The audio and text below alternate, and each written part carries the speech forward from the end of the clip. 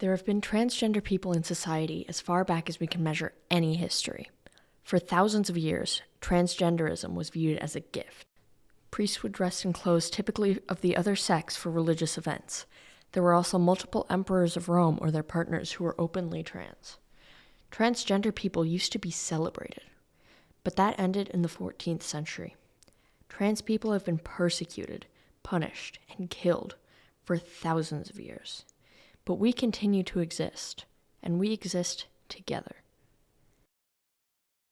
Hi, my name's Jamie Wagner. I'm 43 years old. I have been out as trans since I was 35. In my day-to-day life, I am a stepmom, a partner. I'm the board chair of Telling Queer History here in Minneapolis. It can be hard to think of how far we've come without thinking of how we seem to be heading in the other direction. Living in the U.S. as a trans person tends to come with a feeling that the world is slowly crumbling around you. 24 anti-trans laws have passed in the U.S. just this year. I literally can't go home again, at least not right now. If I were to go back to Ohio, all it would take is one person saying that they were made uncomfortable by my presence in a bathroom, or calling the police because they felt I was being somehow disruptive in public, and I could potentially be charged with a felony. I could be sent to jail. There are bills all around the U.S. that do so much harm to trans people. Some people don't understand how harmful these can be. There was recently a law passed in Kansas that says you have to be able to provide proof that you're over 18 to access same-sex materials.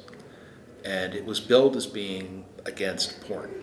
It was basically against anything would be publicly objectionable. Doesn't sound like that big a deal. And for a lot of people, I'm sure they'd say, well, if you're under 18, you shouldn't be looking at porn anyway. But then you think about it, and especially the way they talk about same-sex content being publicly objectionable. And maybe right now they're just doing it for porn websites or blocking certain websites. Maybe in a year they start blocking things like the Trevor Project or medical care and guidelines for trans people.